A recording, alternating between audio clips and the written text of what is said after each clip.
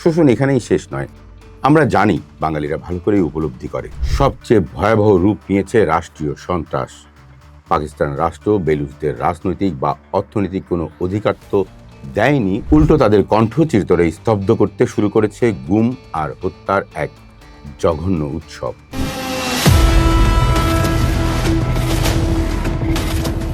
আরও একবার ভেঙে যাচ্ছে পাকিস্তান। 1971 সালের ইতিহাস কি আবারও ফিরে আসছে?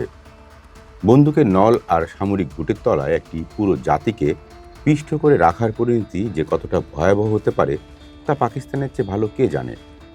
কিন্তু সেই ইতিহাস থেকে ইসলামাবাদ বিন্দুমাত্র শিক্ষা নিয়েছে এমন প্রমাণ নেই। গত কয়েক সপ্তাহ ধরে সামাজিক যোগাযোগ মাধ্যমে একটি খবর খুব দ্রুত ছড়িয়ে পড়ছে, বেলুচিস্তান নাকি স্বাধীন হয়ে গেছে। প্রদেশটির সিংহভাগ এখন বেলুচিস্তান লিবারেশন আর্মি বা বিএল এর দখলে। প্রশ্ন হলো, আরেকবার কি সত্যি ভেঙে যাওয়ার দ্বার প্রান্তে পাকিস্তান? ভৌগোলিক ও কাঠামোগত বাস্তবতায় হয়তো বেলুচিস্তান এখনো পুরোপুরি বিচ্ছিন্ন হয়নি। পাকিস্তান সামরিক বাহিনী এখনো শহর বা গুরুত্বপূর্ণ সরকারি স্থাপনাগুলোর নিয়ন্ত্রণ ধরে রেখেছে। কিন্তু মনস্তাত্ত্বিক ও রাজনৈতিকভাবে বেলুচিস্তান কবেই পাকিস্তানের হাতছাড়া হয়ে গেছে। আজকের দিনে সেখানে যা ঘটছে তা নিছক কোনো সন্ত্রাসী তৎপরতা নয়, বরং একটি দীর্ঘ 8 দশকের সীমাহীন রাষ্ট্রীয় শোষণ, বঞ্চনা আর পদ্ধতিগত গণহত্যার বিরুদ্ধে একটি মুসলিম জাতির বেঁচে থাকার মরণপণ লড়াই। কেন ফুঁসছে বেলুচ উপত্যকা? কারণটা পরিষ্কার, উপনিবেশিক ধাঁচে নির্লজ্জ লুটপাট। বাঙালি সেটা সহজেই উপলব্ধি করতে পারে। পাকিস্তানের মোট আয়তনের প্রায় 44% এই বেলুচিস্তান, কিন্তু এখানকার বাসিন্দারা দেশের মোট জনসংখ্যার মাত্র 5-6 ভাগ। যারা 56% জনগণের অধিকারই দেয়নি, তারা দিবে 5-6 ভাগের। এই পর্বতময় রুক্ষ ভূখণ্ডের নিচে রয়েছে প্রাকৃতিক গ্যাস, কয়লা, সোনা আর তামার বিপুল খনি, আর তার উপর দিয়ে গড়ে উঠেছে চীন পাকিস্তান অর্থনৈতিক করিডোর বা সিপ্যাক এবং গদর বন্দরও।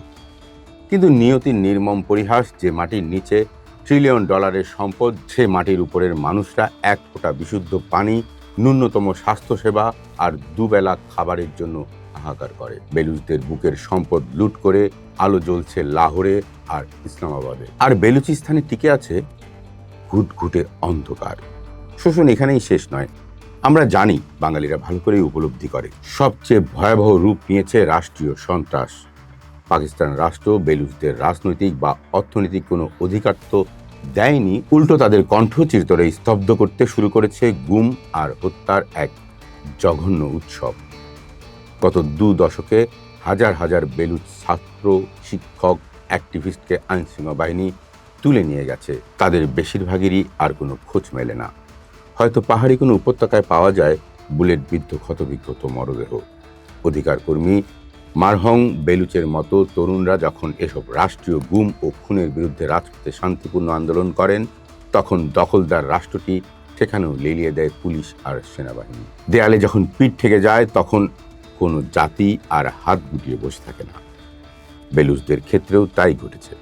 একসময় গুটি কয়েক উপজাতীয় নেতার মধ্যে সীমাবদ্ধ থাকা সেই স্বাধীনতার আন্দোলন এখন দাবানলের মতো ছড়িয়ে পড়েছে। যে শিক্ষিত তরুণদের হাতে বই থাকার কথা ছিল, রাষ্ট্রীয় সন্ত্রাসের মুখে তারা তুলে নিয়েছে রাইফেল। শোষণ আর হত্যার জবাব দিতে মেয়েরা যুক্ত হচ্ছে বিএল এর আত্মঘাতী ইউনিটে। পাকিস্তান যখন বেলুচদের নিজ ভূখণ্ডে 3য় শ্রেণীর নাগরিক বানিয়ে রাখে, তখন শুধু সামরিক অভিযান দিয়ে সমস্যার সমাধান খুঁজতে চায়, আর তখনই প্রতিরোধ হয়ে ওঠে শেষ আশ্রয়। সাম্প্রতিক পুলিশ ও সেনাবাহিনীর উপর বিএল এর বহুমুখী হামলা ও প্রতিরোধ এটাই প্রমাণ করে যে বেলুচদের রুখে দেওয়ার সামর্থ্য পাকিস্তান সেনাবাহিনীর আর নেই। স্বাধীনতা হয়তো তারা আজ রাতেই পাচ্ছে না, কিন্তু 1971 সালের পূর্ব পাকিস্তানে যে রক্ত দিয়ে প্রমাণ করেছিল গুলি আর ট্যাঙ্ক দিয়ে একটি জাতির মুক্তির আকাঙ্ক্ষা দমিয়ে রাখা যায় না, 1926 সালে এসে বেলুচিস্তানেও সেই একই ইতিহাস নতুন করে লিখছে।